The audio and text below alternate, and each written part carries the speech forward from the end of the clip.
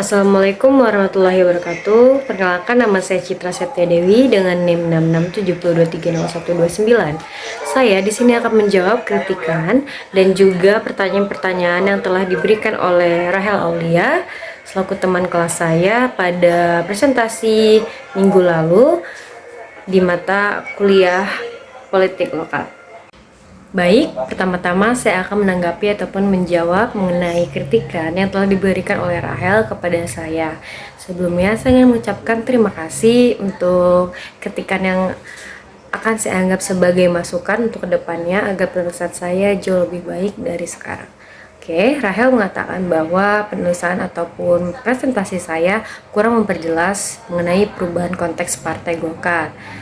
Menyebutkan Golkar sebagai kendaraan politik ataupun dinasti, namun kurang mendalami bagaimana partai itu sendiri berubah secara internal setelah korupsi keluarga Safaat.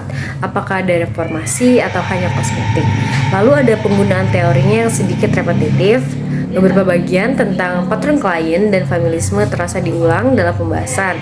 Seharusnya diringkas agar lebih fokus ke dinamika perubahan sosial politik pasca Heldi. Baik, nah perlu saya perjelas bahwa penulisan ataupun penelitian saya ini adalah lebih fokus kepada bagaimana seorang saudara Robinsar berhasil mendapatkan jabatan sebagai wali kota walaupun tidak memiliki background di dunia politik, di legislatif ataupun eksekutif. Beliau pure sebagai perusahaan, sebagai pihak yang ataupun individu yang memiliki perusahaan saja tapi tidak punya catatan di dunia politik. Nah,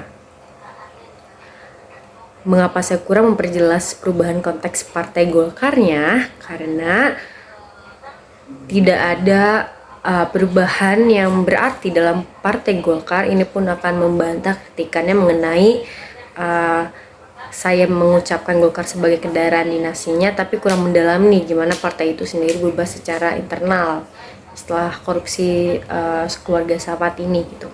Apakah ada reformasi atau tidak gitu. Nah, perlu kita ketahui sejak Cilegon berdiri berpisah dari Serang itu sudah dikuasai oleh Partai Golkar, di mana keluarga Pak almarhum Ad Safaat ini telah mengakar sampai detik ini gitu. Jadi tidak heran mengapa tidak ada perubahan internal yang secara berarti ataupun adanya keberadaan reformasi di dalam internal Golkar ini. Karena pada dasarnya semua akar-akar di Golkar pun sudah dikuasai oleh keluarga yang satu ini. Seperti itu. Fokus saya lebih ke bagaimana Pak Robinsar ini berhasil menjabat sebagai wali kota Cilegon. Seperti itu.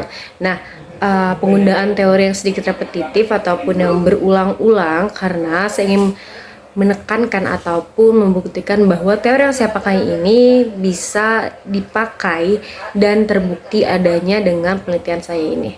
Lalu beberapa bagian tentang patron klien dan familisme terasa diulang dalam pembahasan karena memang itu adalah hal yang ingin saya cari tahu, apakah benar, apakah hanya kecurigaan saja, atau bisa saya buktikan secara ilmiah atau teori dari patron klien dan familisme ini mengenai cara Pak Robinsar untuk naik ataupun duduk di jabatan sebagai wali kota Cilegon.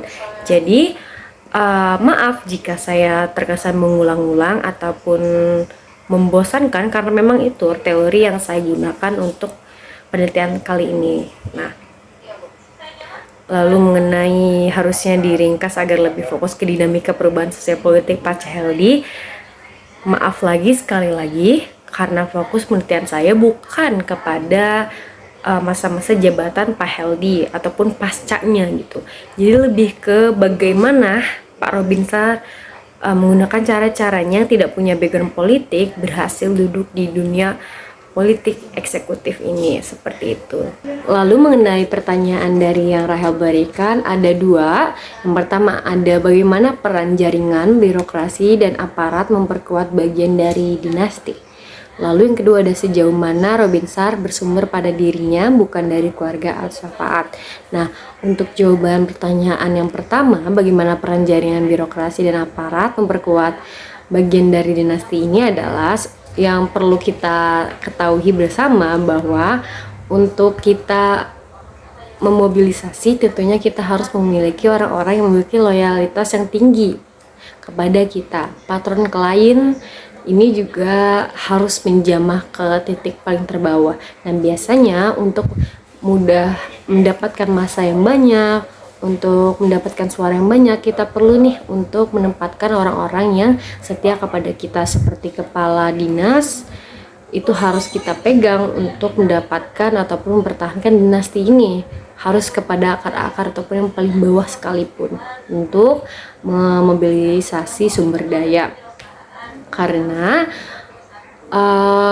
tidak mungkin ketika kita yang menjabat kita tidak memerlukan suara, karena itu adalah sumber untuk kita menang begitu. Jadi penting untuk kita mendapatkan dan mempertahankan orang-orang yang loyal ataupun setia kepada kita. Nah, pertanyaan kedua, sejauh mana Robinsa bersumber pada dirinya, bukan dari keluarga Al-Syafaat? Sejauh ini saya belum menemukan dalam penelitian saya mengenai apa yang bersumber dari dirinya selain dari keluarga Al-Syafaat ini. Karena sudah saya singgung di awal bahwa beliau ini tidak memiliki background politik ataupun di dunia eksekutif dan legislatif, maka oleh itu mungkin yang bersumber dari dia adalah beberapa ataupun massa dari dunia perusahaan, karena dia adalah seorang pengusaha, seperti itu. Untuk mungkin kapital ekonomi itu bisa dia bersumber pada diri dia sendiri, karena dia juga lagi-lagi seorang pengusaha. Baik, sekian itu saja jawaban dari saya. Terima kasih. Wassalamualaikum warahmatullahi wabarakatuh.